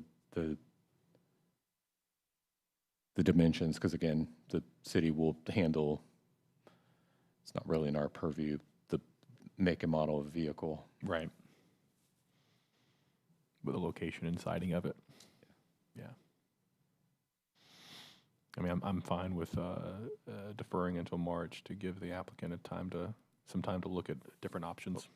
To address your concerns. Could we bring the applicant Absolutely. back up to ask them a few more questions? We'll reopen the evidentiary hearing.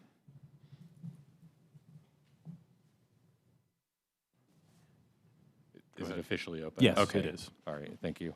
So you probably heard some of our dialogue and concerns. We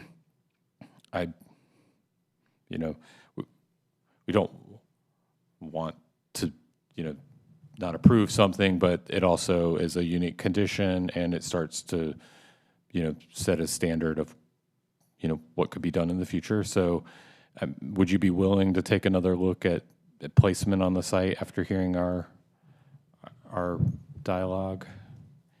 And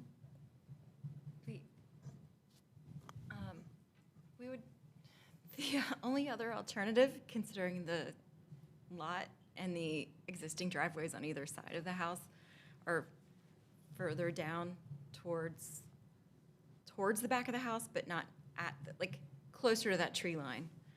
There's a walkway into the back of the house, so it would be a little further down. Yeah, there. So past that walkway, it would be less convenient because it'd be further in from carrying in groceries into the front of the house, and also just more work to pull in and out of. But there is a longer footprint there, so maybe you wouldn't fit your biggest truck, but you wouldn't have to buy a Mini Cooper. And the pulling in and out, obviously near the top of the street, it makes the flow of street parking easier if it were towards the front of the house. So it'd be more convenient, but I think it would be more congruent to be closer to here.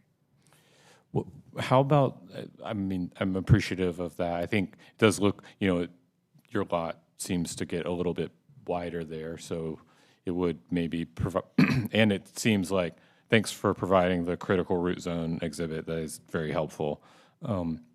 Seems like there might be some room there. It seems like there would also be maybe an alternative along your north property line coming in off Kinsey rather than DuPont. Was that studied at all? He can talk about the shape of the lot. That the north side, I don't think we'd be able to get approval for a new curb cut. The existing curb cut is very close to the property line there. Yeah, That for that shrub gravel lot. is not on my property line. Okay. The shrub that you see right there, it kind of curves out and the lot gets wider as you go back. I see there's a tree there, but doesn't appear to be in the best health. But the shrub in front of the dogwood, to point out for scale, is not in my property line. So I couldn't, so getting rid of the tree would be one thing, but there's nowhere to put a curb to get, even if we were gonna take over, and that tree's in the front of the house, would be allowed to park in front of that house on that side. I would be open to that. It would definitely be convenient, but I thought it wouldn't be congruent. Then you would be in front of the house, not to the side. But there's at least precedent for that, like many of the examples show, essentially a curb cut that's to one side of the house from the front face. Right, but this wouldn't be to the side of the house, it would be in front of the house. It would be in front, and we don't think that the city would approve a curb cut there because of the driveway to get to the ant farm. Okay. Is that right? Yeah, I don't think that driveway would be able to get past the front porch there, so the parking would be in front of the house. My apologies if this was already covered, but I'm not quite understanding the access from the south side of the lot. So if we were just talking about the north to the south, the issue with putting a curb cut there. So then if we were saying having a driveway to the side? If we're talking about the other side of the... You mean parallel to here, Kinsey, right there? Parallel to Kinsey, correct. We understood there was not room. Yeah, I think we heard from transportation that no new curb cuts can be installed within, I think, 20 feet of an intersection. I don't recall. That was sort of our back and forth before all of this, was making sure you all weren't approving something that ultimately couldn't be I see. built. Okay, thank you. And they haven't made a final determination on that because our process has to go first. That sounds familiar, but I can't be sure. Yeah, it was between 15 and 20 feet, I think, is the dimension. Okay. It's a 50-foot wide lot, so to the far north side, it would be well out of that range.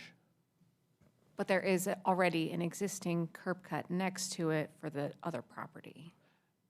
Okay. Thank you. Okay, I've got it. I was misunderstanding that part. Our photos have cut that off. I think this was the area that the applicant offered as a potential consideration. It does feel, I mean, do we agree? Everyone's nodding, that feels more congruous. Staff, could we condition that? Could we amend now? Yes, I think the condition should just state clearly maybe how far off the edge of that existing walkway. That would be, a factual thing we can check on any revised drawing that comes in. I have a proposal to not go past I guess if there's the pavers and then the actual main structure of the house, that it not extend past the first bump out from the back. I think that's it's a good. Can you repeat that? I didn't understand. Yeah, or actually, I can reference the photo as well. Yeah. You have a bank of windows, and then there's a bump out. So the condition that I'm just proposing would be the driveway would not exceed past that first bump out, where I think looks like a meter is located there. We'd have to measure. It looks narrow. Yeah, we'd have to measure and see if there are guidelines for the width of those ribbons, so as long as those fit within that space. Yeah, I think the total width would be 7 feet, 2-foot strips and 3-foot infill. 7's what's shown currently on the site plan. Since the applicants don't know if they could meet that or not without measuring, I might just defer, give something exact, or defer for them to provide a revised application that makes it clear. But to prevent them from having to come back to another meeting, just offsetting it by a specific dimension may be, I guess, something that they're sure they could meet. So something like the 7-foot overall width,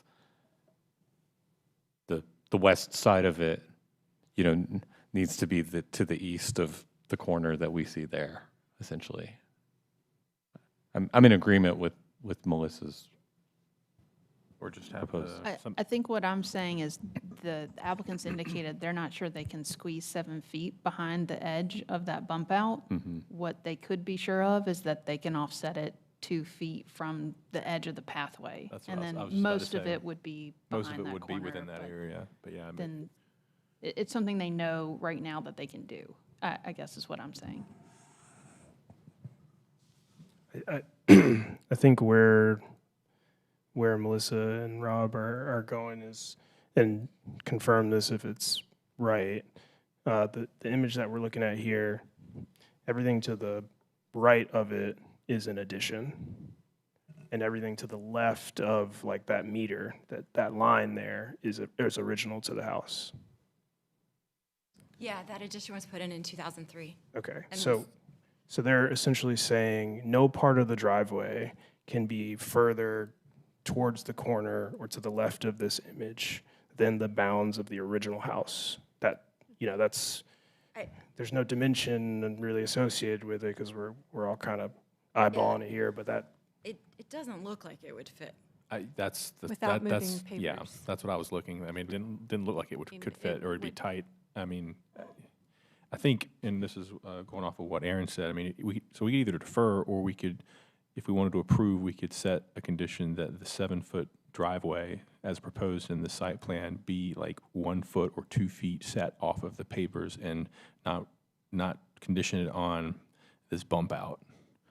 And most of the driveway would be within that area, but it's hard to tell whether you could squeeze a 7-foot driveway in between that bump out and where the pavers are. So I think those are the two options.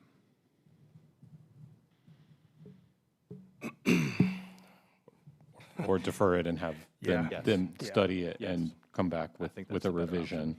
I mean, that seems, I know, excited to get like this moving along, but I think it's probably the appropriate action.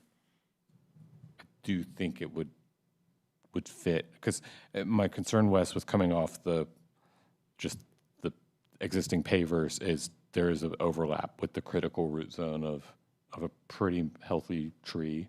So I think we should probably see a revised exhibit that just shows the placement on the site.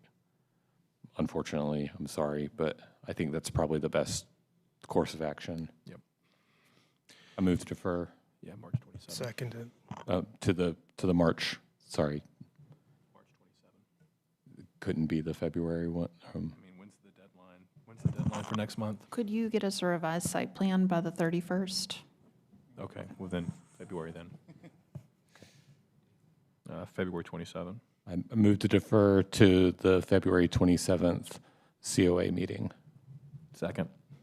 All right, so the motion's been made and seconded. All those in favor, say aye. Aye. Any opposed? All right. So a little bit of delay, but we'll see you all next month. Thanks. All right, last but not least, COA 163-2024, First Baptist Church in downtown Raleigh. While the applicant's making their way forward, I'll recognize staff for their presentation. All right. So as you just mentioned, this is case 163-2024 for 99 North Salisbury Street and 50 North McDowell Street. It is owned by First Baptist Church, which the 99 North Salisbury Street parcel is a Raleigh historic landmark. Both parcels are within the Capitol Square Historic District. The nature of the request is to remove 3 trees, prune 1 tree, and plant 1 replacement tree. So this is a view of the property from Salisbury Street, but all of the proposed work is occurring at the rear, behind this building in the parking lot. This is a view of 1 tree that is proposed for removal from the sidewalk along Hillsborough Street. Just a view of the trees encircling the parking lot. This is a view of the northwest corner where another tree is proposed for removal. The tree inside the courtyard, which is on the 99 North Salisbury parcel, is proposed for removal as well. And then this is the tree that is proposed to be pruned due to impeding traffic, and there are no staff concerns. All right, thank you. I recognize the applicant. Please introduce yourself. I'm Chuck Nichols. I'm an attorney here in Raleigh, North Carolina, address 3217 Northampton Street. And with me is Sarah Woodard, who is an architectural historian, and she works with the State Historic Preservation Office. She'll be providing the information and testimony on behalf of the church. Okay. I can go ahead and swear Ms. Woodard in now or later, whichever you prefer. That would be great. Okay. Please raise your right hand. Do you solemnly swear or affirm that the testimony you're about to provide is the truth, the whole truth, and nothing but the truth? Thank you.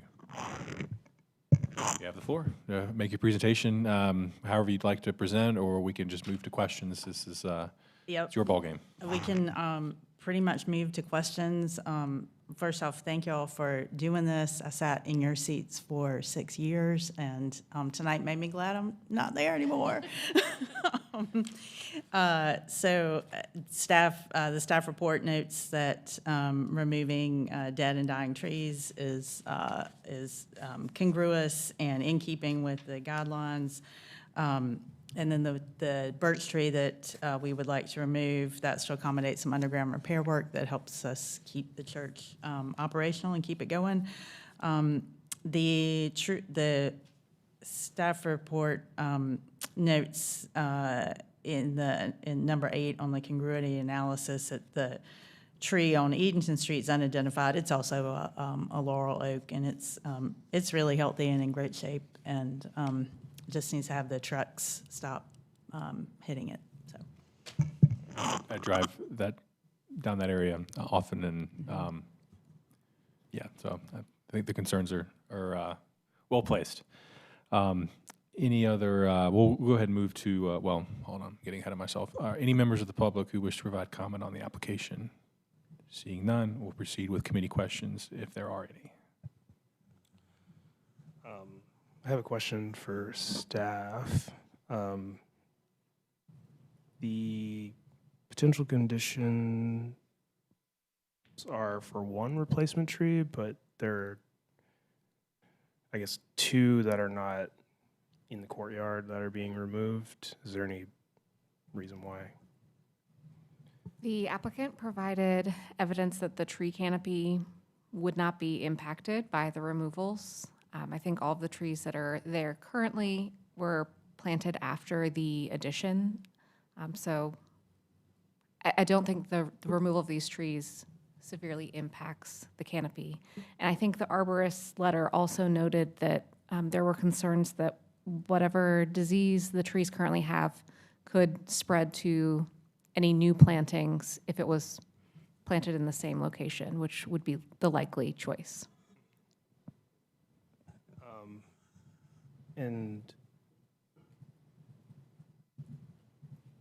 But yeah, no other questions. Any other questions from the committee? All right, seeing none, we'll close the evidentiary portion of the hearing and move to committee discussion. You can have a seat. Thank you. I have nothing. No concerns. Nope, no concerns. Okay. Who would like to make a motion?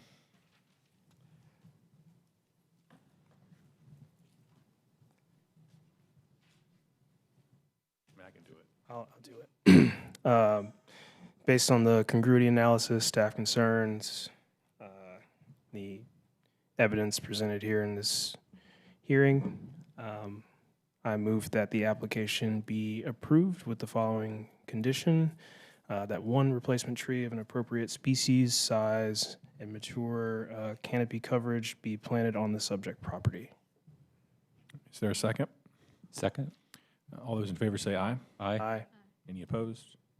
Motion carries unanimously. Congratulations. The decision will be final after next month's meeting when the minutes are approved and signed. Thank you. Thank you. All right, anything else to come before the committee? I did want to, I meant to do this while you were discussing the minutes. Do we have volunteers for the demolitions along Edenton to be the liaison? I'm one of them, if Okay. not both of them. Yeah. Yeah. I got what's his name's card. Yeah. Got it. Yeah. Okay. That's me. Officially. And you want to, do you want a friend to do that with you, or would you like to be the solo liaison? If somebody wants to help, I'll I gladly. can join you, Jordan, because the developer I'm the liaison to another one of their Okay. COAs, Yes. so it would make Perfect. sense. Perfect. Great. All right, anything else to come before the committee? All right, hearing none, this meeting is adjourned.